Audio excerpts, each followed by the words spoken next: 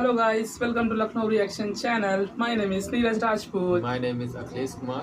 तो आज का जो हमारा टॉपिक है वो है किसे हो रही है हमास से हमदर्दी.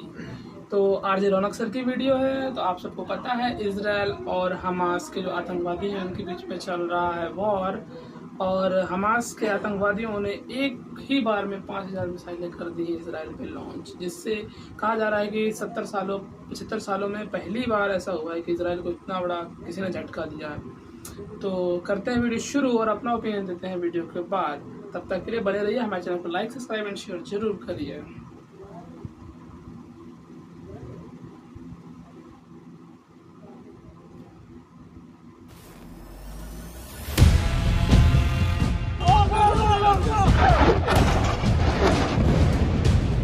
दोस्तों 7 अक्टूबर शनिवार का दिन था. इजराइल में छुट्टी का दिन था. बहुत सारे इजरायली अपने दोस्तों और परिवार वालों के साथ अपने धार्मिक पर्व का मजा ले रहे थे. तभी हमास के आतंकियों ने अचानक इजराइल पर हमला बोल दिया. गाजा पट्टी की तरफ से इजराइल पर 5000 से ज्यादा रॉकेट दागे गए. पैराशूट से इजराइल में घुसकर हमास के टेररिस्ट ने लोगों को गोलियां मारना शुरू कर दिया. औरतें, बुजुर्ग, बच्चे, उन्होंने किसी को नहीं छोड़ा. महिलाओं से रेप किए गए. उन्हें मारने के बाद गाड़ियों में नंगा घुमाया गया. उनकी टांगे तोड़ दी गई. बच्चों को किडनैप कर जानवरों की तरह पिंजरों में बंद कर दिया गया. कुल मिलाकर कुछ ही घंटों में उन्होंने ऐसी दहशत दिखाई जैसी दुनिया ने शायद ही पहले कभी देखी. इन हमलों में सिर्फ एक ही दिन में 700 से ज्यादा इजरायली मारे गए. सैकड़ों को बंधक बनाया गया और हमास ने छाती ठोक कर यह कहा कि हाँ, हमने ये किया है. मगर जैसे ही हमास के हमले की तस्वीरें सामने आई, लोगों का कलेजा बाहर आ गया. जिस तरह लाशों के मुंह पर जूते मारे गए, जो लड़कियां पीरियड में थी उन्हें भी नंगा करके घुमाया गया, लोगों की गर्दनें काट दी गई. और ये सब करते हुए हमास के आतंकी अल्लाहू अकबर के नारे लगा रहे. Today, the people of Israel are under attack. Tensions between Hamas and Israel exploded. Many of the scenes in Israel are shocking and terrifying. दुनिया इस बात से हैरान होगी कि इजराइल जैसे ताकतवर देश को कैसे इस हमले की भनक तक नहीं मिली. मोसाद और सीआईए जैसी दुनिया की ताकतवर एजेंसियां क्यों इस हमले का पता नहीं लगा पाई. हमले के फौरन बाद इजराइल ने हमास को बर्बाद करना शुरू कर दिया. इजराइल ने कसम खाई कि वो पूरी तरह गाजा पट्टी पर कब्जा कर लेगा. गाजा पट्टी को पानी और बिजली की सप्लाई रोक देगा.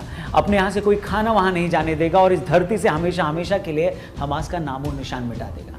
इजराइल का साथ देने के लिए अमेरिका ने भी अपना जंगी बेड़ा इजराइल भेज दिया. ऑस्ट्रेलिया और फ्रांस ने फिलिस्तीन की मदद रोक दी. चीन फिलिस्तीन से हमदर्दी दिखा रहा है. हमास ने लेबनान के कट्टरपंथी संगठन हिजबुल्लाह से मदद मांगी. ईरान ने इस्लामिक कंट्रीज की बैठक बुलाई. यूरोप के फॉरेन मिनिस्टर्स भी इस इशू पर बैठक कर रहे हैं. कुल मिलाकर हमास की इस हरकत ने पूरी दुनिया को थर्ड वर्ल्ड वॉर के किनारे पर लाकर खड़ा कर दिया है. हर सेंसिटिव आदमी में हमास के हमले को लेकर गुस्सा है. हमले की खौफनाक तस्वीरें देखकर हर इंसान कांप गया है. मगर यह देखकर दिल गुस्से से भर जाता है कि ऐसे माहौल में भी हमारे अपने ही देश में कुछ लोग इजराइल पर हुए इस हमले का जश्न मना रहे हैं.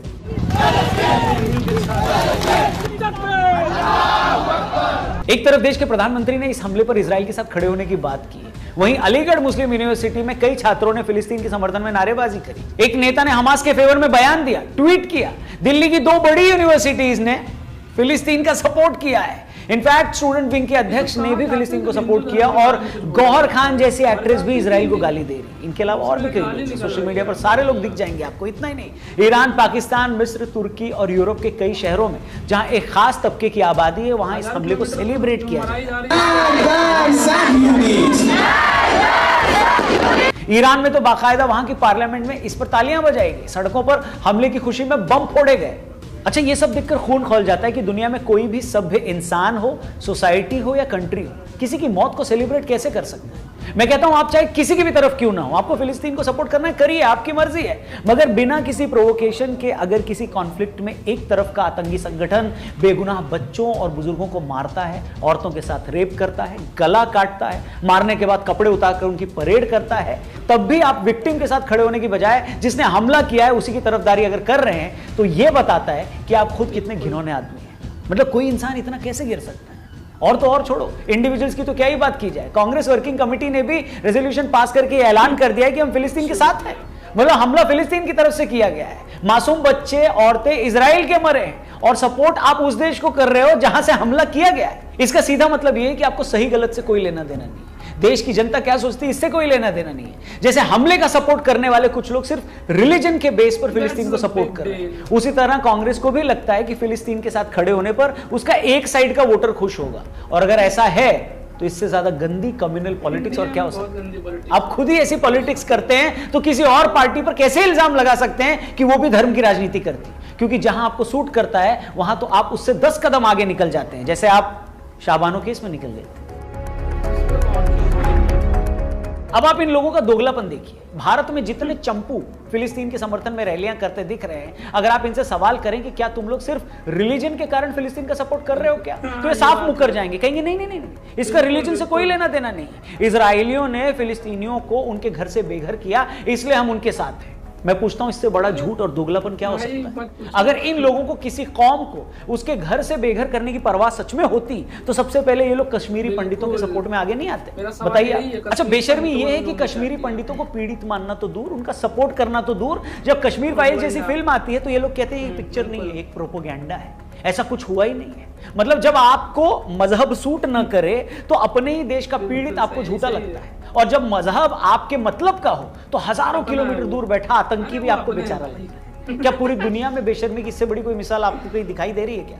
अगर दिखाई देती है तो प्लीज मुझे बताना, क्योंकि मैं वहां विजिट करके आऊंगा। मगर ऐसी बेशर्मी करने वाले और ऐसा हमला करने वाले, ये दोनों लोग भूल जाते हैं कि भैया किसी भी वायलेंस में आपका पहला हमला कर देने पर आप विजेता नहीं बनते, विनर नहीं बनते। जब अलकायदा ने अमेरिका पर हमला किया तब भी इस सोच से हमदर्दी रखने वाले लोगों ने पूरी दुनिया में जश्न मनाया इसका। ये लोग इस बात से बड़े खुश थे कि देखो देखो एक आतंकी संगठन ने अमेरिका को बड़ा सबक सिखा दिया। मगर फिर क्या हुआ? उसके बाद अमेरिका ने उस पूरे देश को ही बर्बाद कर दिया। जहां से यह हमला हुआ था उस पूरे देश को ही खत्म कर दिया। अब अल कायदा के हमदर्द चाहें तो 9/11 के हमले के बारे में सोच सोचकर खुश होते रहें, या ये सोचकर खुद को थप्पड़ मारें कि उसके बाद अमेरिका ने अफगानिस्तान और इराक में हजारों जानें ली।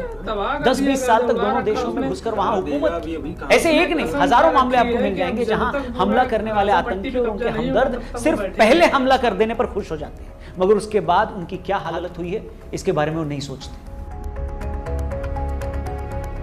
बेशक हमास ने इजराइल को बड़ी चोट पहुंचाई है, ऐसी चोट जो उसने पिछले 75 सालों में नहीं सही, लेकिन फिर भी याद रखना कि इजराइल भी ऐसा हमला शुरू कर चुका है। ऐसा हमला कि हमास क्या, उससे हमदर्दी रखने वालों की 1000 पुश्तें इसे याद रखेंगी। इजराइल ने कसम खा ली है कि वो पूरी की पूरी तरह गाजा पट्टी पर कब्जा कर लेगा। मतलब फिलिस्तीन में रहने वाले 20 लाख लोग अब सारी जिंदगी बंदूक के साए में जिएंगे। उन लोगों के पास रहने के लिए यही एक जमीन का टुकड़ा था, वो एक लैंडलॉक रीजन है, अगल बगल कहीं जाने को है नहीं। हो सकता है हमास ने जो किया उसमें हर फिलिस्तीनी की रजामंदी ना हो, मगर अफसोस कि इसका हर्जाना अब फिलिस्तीन का एक एक आदमी भुगतेगा।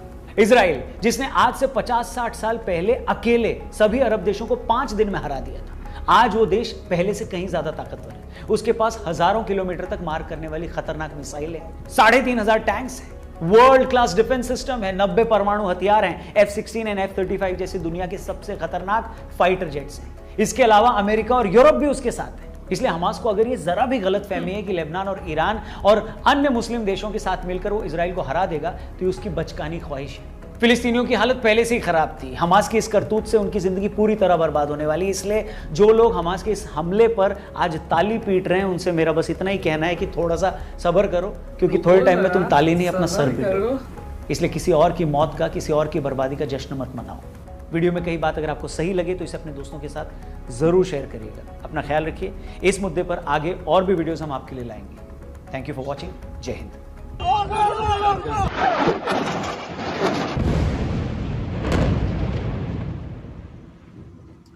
हाँ तो गाइस ये रही आज की हमारी वीडियो।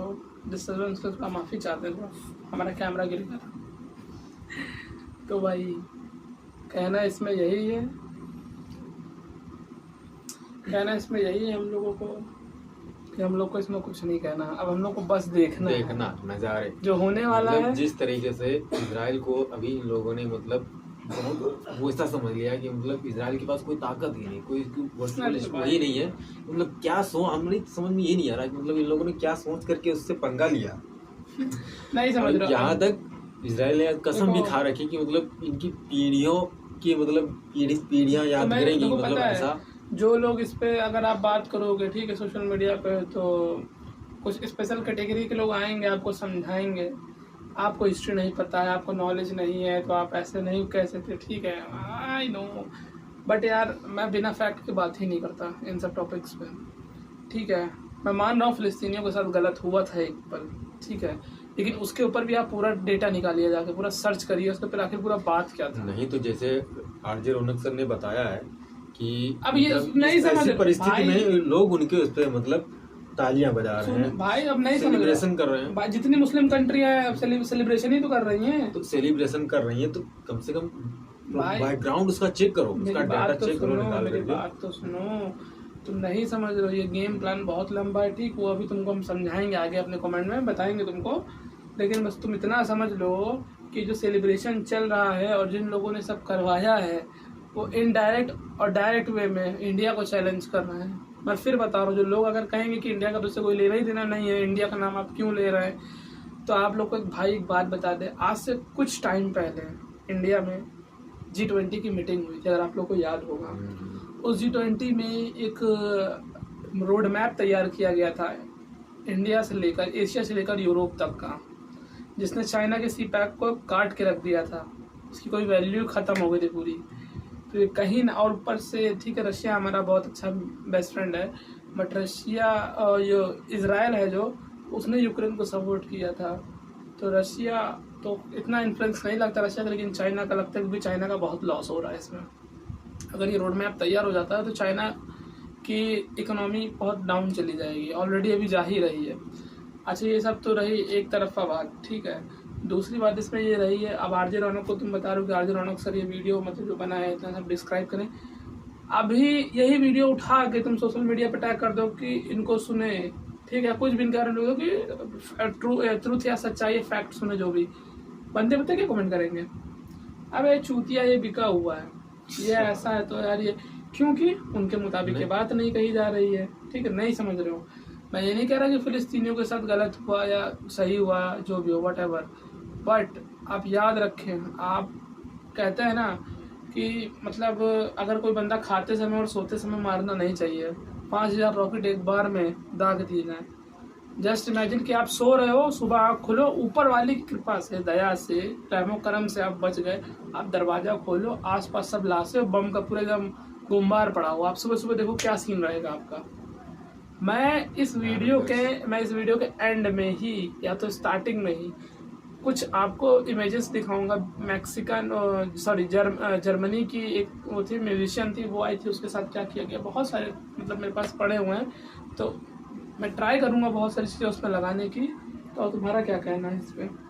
जर्मनी की जो म्यूजिशियन आई थी, पहले तो उसमें मतलब पता चला था कि ये प्रॉपर मतलब उसमें आर्मी उसमें भर्ती है, ठीक है। फिर इस पर्पज से उन लोगों ने मतलब बोला कि मैंने इसको इसी वजह से इस पर हमला किया, इसको किडनैप किया, लेकिन उसके बाद पता चला कि वो जर्मनी की एक म्यूजिशियन थी, वो यहाँ किसी शो के लिए आई थी, लेकिन उसके साथ जो इन लोगों ने हरकत की है वो हरकत बहुत खराब किया। और भाई मैं दूसरी बात इसमें ये मेंशन करना चाहूँगा कि लोग जो अभी हल्के में ले रहे हैं, मैं उनको बता दूँ ये जश्न आप लोग और मनाएं, लिटरली और मनाएं जश्न, क्योंकि हम तो भैया इजराइल वाले हैं, हिंदुस्तानी है, हिंदुस्तानी ने हम सनातनी हैं, हम भारतवासी हैं। तो हमारी जिसने मदद करी थी कारगिल युद्ध में, उस समय जिस समय अमेरिका तक ने हम लोग को सपोर्ट करने से मना कर दिया था, तो उस मित्र ने हमारी मदद करी, तो हम उसके साथ खड़े हैं। और लोग पूछेंगे कि आप तो काफिर हो, तो आप तो करोगे मदद। अच्छा तो, एक चीज ये गेस किया है कि जो ये युद्ध चल रहा है इसमें, इससे हमारे देश में मतलब जो है कि काफी ज्यादा महंगाई बढ़ सकती है।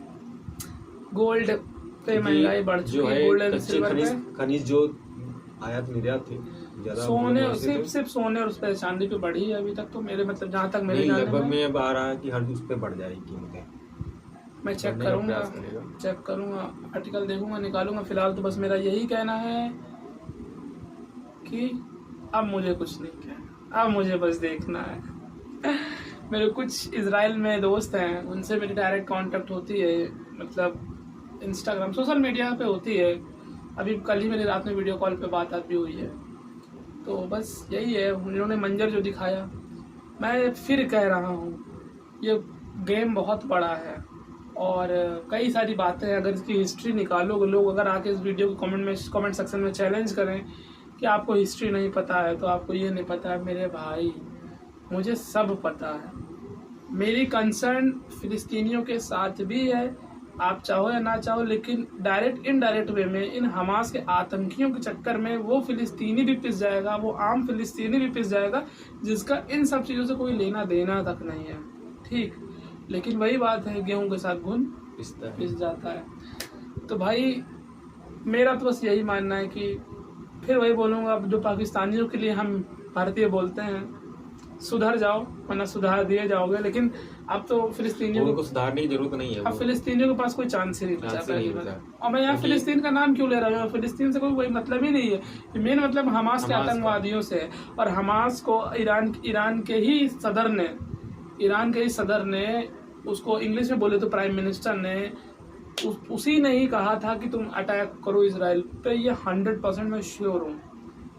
ठीक है, 100% यार। हमास ठीक है, एक छोटा सा आतंकवाद, छोटा नहीं कह सकते, बड़ा होगा यार एक लिमिट तक। मतलब इतना भी बड़ा नहीं है, इतना भी बड़ा नहीं। अरे मतलब एक बार बता रहा हूँ, लेकिन 5000 रॉकेट ऐसे नहीं आ जाते भाई।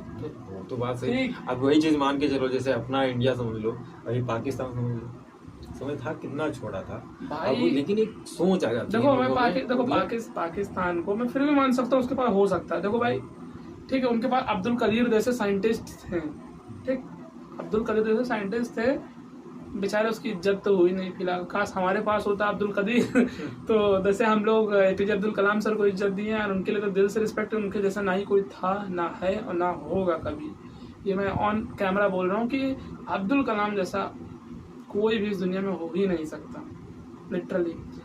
और दूसरी बात ये कहूँगा, हम सब इजराइल के साथ हैं।